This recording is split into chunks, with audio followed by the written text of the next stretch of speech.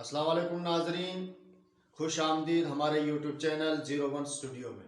ناظرین، اگر ہماری ویڈیو پسند آئی لائک، کامنٹ، شیئر اور چینل کو سبسکرائب ضرور کریں۔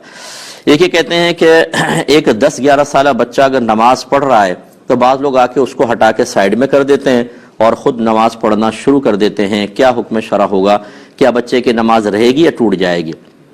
لیکن پہلی بات تو یہ کہ اگر بچے کے 3 قدم انہوں نے چلوا دیے، ہٹایا بچے نے 1 2 3 قدم، تو بچے کی نماز ٹوٹ گئی، اسے دوبارہ نماز یعنی نیت دوبارہ باندھنی ہوگی۔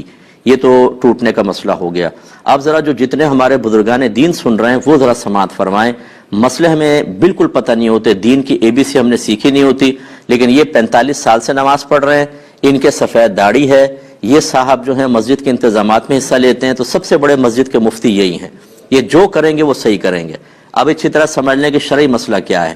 یہ یاد رکھیں کہ جو نیت کا اہل ہو، جس کو شریعت نے جس کی نیت کو ویلڈ مانا ہے، وہ مسلمانوں میں 7 سال کا بچہ ہوتا ہے، یعنی جب وہ 8ویں سال میں لگ جائے تو وہ باقاعدہ نیت کا اہل کہلاتا ہے۔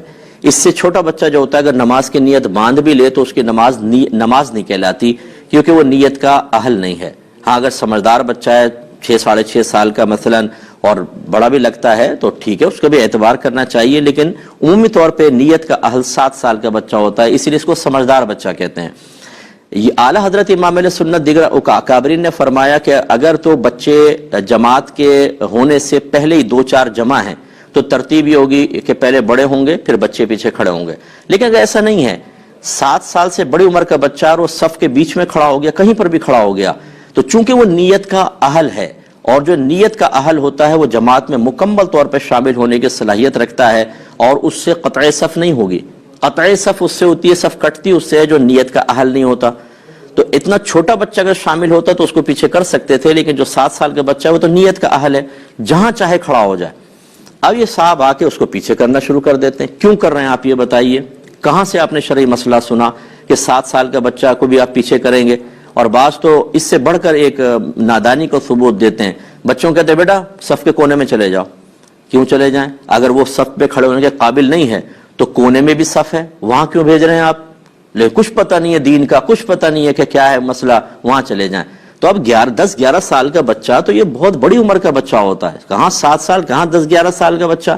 اسے پیچھے کرنے والا گناہ کبیرہ کا مرتکب ہے، شدید گناہ کبیرہ، اس لیے کہ نبی کریم صلی اللہ علیہ وسلم نے نمازی کے آگے سے گزرنا منع کیا اور فرمایا کہ گزرنے والا جانتا کہ میرے اس گزرنے میں کیا گناہ ہے تو وہ اس قدم کو اٹھانے سے جو اس نے نمازی کے آگے سے گزرنے کے لیے اٹھایا، وہاں پر 40 سال تک کھڑے رہنا پسند کر لیتا، یہ گناہ نہ کرتا۔ جہاں قدم اٹھانا، سامنے سے نکلنا گناہ ہو، وہاں آپ یہ کندھے سے پکڑا، آپ نے یہ دھکیل دیا اس کو پیچھے اور خود آ کے کھڑے ہو گئے، یہ اتنا بڑا حرام اور گناہ کبیرہ جو آپ کر رہے ہیں، اس کے کوئی آخرت میں وبال نہیں ہے، لیکن چونکہ آپ کی داڑھی ہے، چونکہ آپ 45 سال سے نمازیں پڑھ رہے ہیں، کیونکہ آپ کے بال سفید ہو گئے ہیں، اس لیے جو چاہے کریں۔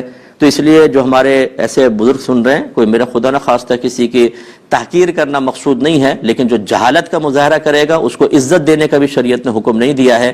ایسے لوگوں کو خدا کا خوف کرنا چاہیے، اور بچے ویسے ہی ہمارے مسجدوں میں نہیں آتے، یہ اس قسم کے لوگ جو ڈانٹ ڈپٹ کے ادھر جاؤ، کونے میں جاؤ، کیوں بیچ میں کھڑے ہوئے، پیچھے دھکا دے رہے ہیں، بچے مایوس ہو کے چلے جاتے ہیں۔ اس سے بہتر ہے کہ آپ مسجد میں نہ آئیں، کیونکہ آپ کو پتہ ہی نہیں کہ کیا کرنا ہے کیا نہیں کرنا، آپ الٹا گناہ گار ہوں گے۔ آخری وقت اپنا وہاں پہ اپنے گھر پہ اللہ اللہ کریں، یہ زیادہ بہتر ہے آپ کے لیے، چہ جائے کہ آپ بغیر علم کے مسجد میں آ کے فتنہ فساد کریں۔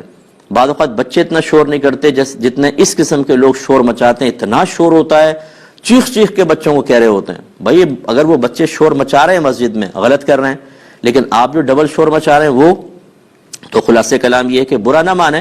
ہمارے الفاظ بعض اوقات آپ کو سخت محسوس ہوں گے، لیکن اگر نبی کریم صلی اللہ علیہ وسلم ایسی چیز ملاحظہ فرماتے تو آپ اسی طرح جلال میں تشریف لاتے ہیں۔ اصل میں ہم نے تو پڑھی نہیں حدیثیں، سرکار کی رحمت کے واقعات تو پڑھے ہیں، ذرا جلال کی بھی پڑھ لیں کہ نافرمانی رب پہ سرکار صلی اللہ علیہ وسلم کس طرح جلال میں تشریف لاتے تھے۔ یہ اس وجہ سے ہماری مسجدوں کا بیڑا غرق ہو چکا ہے۔ جو لوگ صاحب علم نہیں ہیں وہ ایسے بھی آپ کو ملیں گے کہ اگر کوئی عالم سمجھانے لگے گا وہ اس کے خلاف ہو جائیں گے، نہیں ہم جو کر رہے ہیں وہ صحیح کر رہے ہیں، آپ غلط کہہ رہے ہیں۔ صرف اپنی ایگو، انا، صرف اپنا وہ پن، بڑا پن، اور یہ سوچنا کہ اگر میں ان کی مان لوں گا تو پوری مسجد کہے گی آپ کو تو پتہ نہیں تھا. اس آپ نے آپ کو جھوٹی عزت کے دائرے میں لانے کے لیے اور جھوٹی حقیقی ذلت سے بچانے کے لیے اس طرح کے معاملات. تو بہرحال ایسے بچوں کو بالکل نہ روکا جائے.